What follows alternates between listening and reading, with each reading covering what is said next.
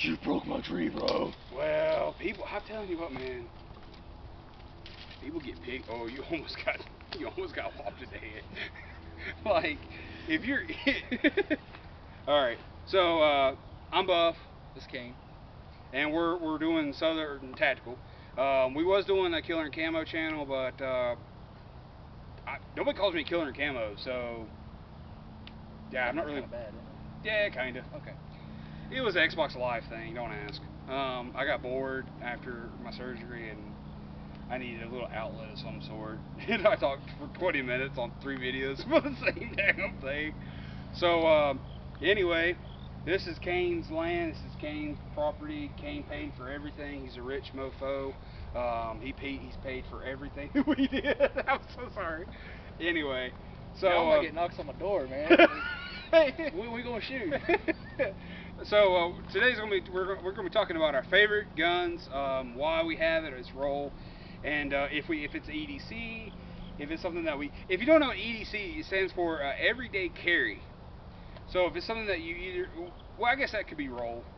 I will call that roll. Mm-hmm. So I'll go first. Mine, it's not my 40.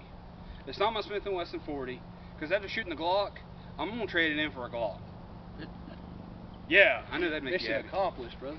So this is a little cheap Uncle Mike's. It's so cheap it was actually given to me, so that's how cheap it was. Little Uncle Mike's holster. I use it for a pocket holster. But this is it. About 130 bucks. You can get them for cheap, less than that. Most gun shops, all pawn shops, probably carry them. Now what is it? 22. Okay. Phoenix Arms 22. Okay. You have one. Yeah. Okay. I was just curious. Yeah. The good thing about this thing is it's got a little pinky. I like shooting it with the pinky. I have in this pocket another one, and I got more 40 in my pocket. And I got this one. This is the one that the factory comes with. Is this one, but when you got mittens like I do, and kind of lame, so I don't like it. How do you feel about it? Now, do you carry this? Yeah, you do. That's actually it's actually a car gun. It is loaded. Okay. It's a car gun. It's really just something to throw in the tackle box. I mean, it's 130 bucks. It's a stainless steel. You know, stainless steel gun, so you don't have to worry about rust. You have to worry about rust. Don't make them think that it's. But yeah, I've literally was carrying this in Nagados and Walmart, everything. Okay. This is my everyday carry. The reason why it's my everyday carry, a lot of people are like, it's a 22. Why do you carry a 22? There's 11 rounds of 22. A lot of people don't know this, but more people are killed with the 22 caliber bullet every year than any other caliber. Just because people don't know how dangerous they really are. Okay. The statistics might be old on that, but last time, I mean, anyway, I carry it. It's super easy to shoot. It's really fun to shoot. No recoil. It's not that loud, even though I still wear hearing protection. It's not that loud, and it's small. I don't have a pistol gun yet, a pocket pistol yet. So when I get my Glock 43, then I'll have a pocket pistol. And until then, I'll probably just keep carrying this. Like I said, this stays in my glove box, tackle box, whatever. That's what it's made for, because I had TCP at the time. But like I said, they're super easy. I've never cleaned it. I've had it for 2 years, never cleaned it a day in its life. And I've probably shot 300 rounds through it, and it's still kicking like a mule. So that's what I like about it, and it's cheap.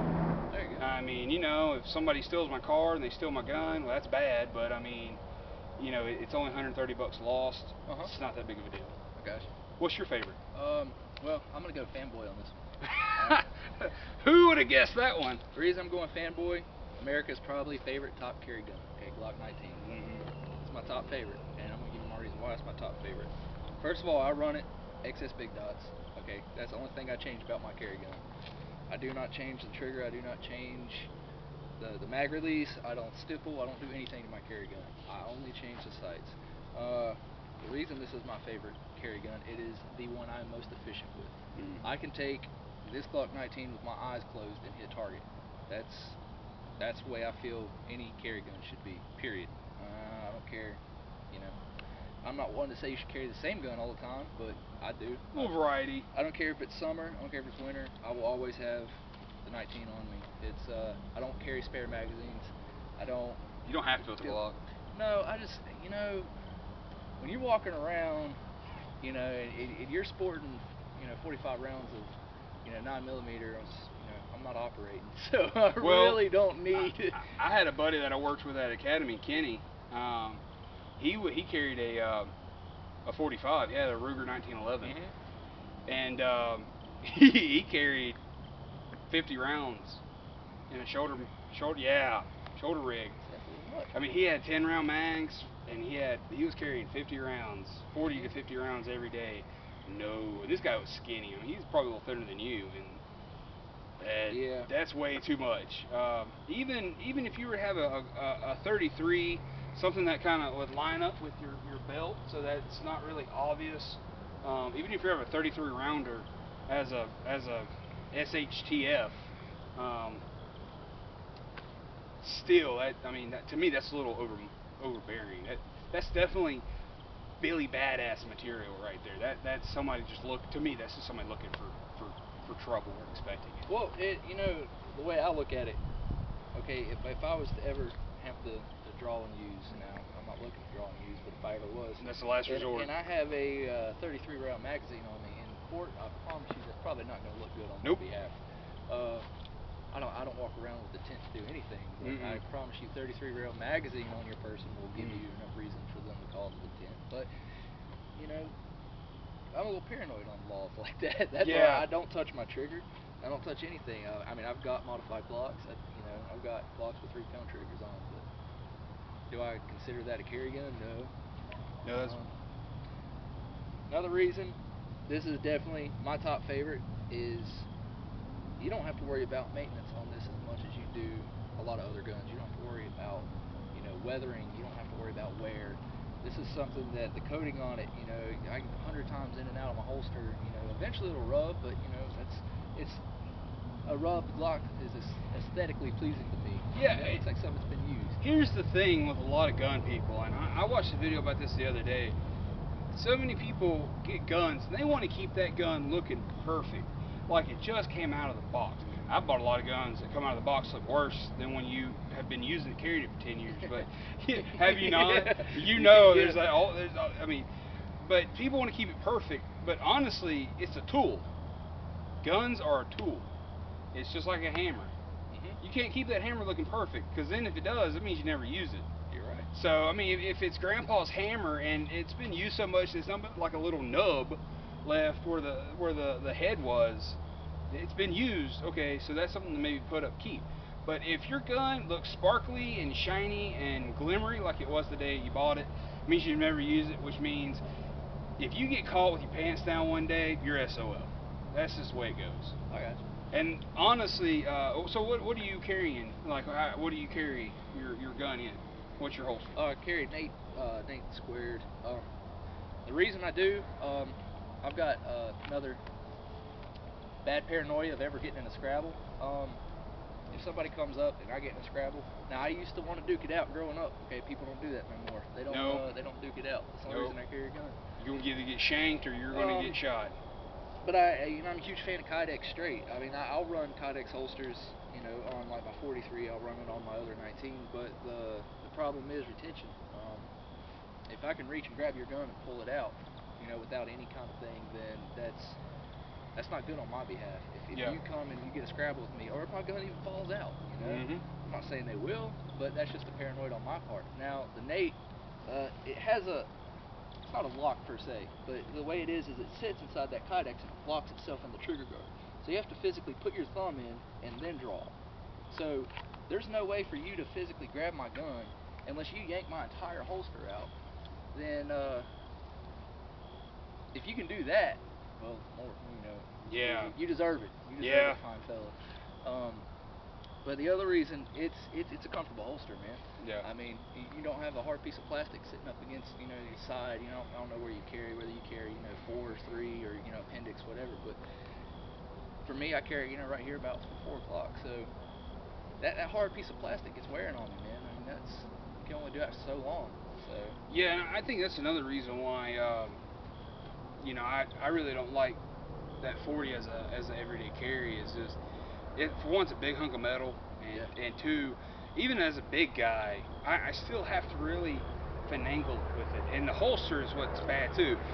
If you're going to do everyday carry, there's two things that you got to know about your everyday carry. One, you got to know the in and out of your gun. oh yeah. I hate when I worked at Academy and Walmart. I hated people. I mean, literally hated people that would buy a gun and they didn't even get out the store good enough. They was already having it in a holster, carrying it around like they were Tonto. That just doesn't work. You can't do that. The second thing too is you got to have the right holster. Right. Because you know what? If you have the wrong holster and you don't know it exactly, you go to jerk your gun out and your holster comes with it, now you're SOL. So I mean, or if your holster's not tensioned enough and it falls out. And the thing about it is Kane has a reason to be paranoid. Same reason I have a reason to be paranoid. It's happened. Oh yeah. No, you wouldn't hear about reasons why holster companies are doing this if it hasn't happened. If it hasn't happened. I mean, it's a so, rule. I mean, it's just like women with their purses. Women, if you carry a purse, and some men carry purses, that's a totally different story. But women that carry purses, don't ever let your kid get in your purse. A woman was shot and killed at Walmart because her 2-year-old was in her purse, grabbed the gun, pulled the trigger, and she ended up shooting his own mom. That's where it's just remember, if you're concealed carrying, I have multiple ways to conceal carry my gun. Outside, inside, pocket. I don't do SOB because I heard a sheriff told me one time that he knew a guy, it was another fellow officer, that was up north and he carried SOB all the time. And he carried a 1911 in an SOB holster, which is small of back. So I don't know if you can see me, but it's right here. So imagine, like let's say my 40 real quick. Let's imagine my 40, hold that, this thing right here, in my back. So it'd be kind of like this. I mean, it's pretty much putting your gun, the barrel between your cheeks of your butt. So it's like that. That's a little warm, but like that. What happens was, it was winter time, and he walked outside, a little icy, slipped and fell. Guess what he fell on?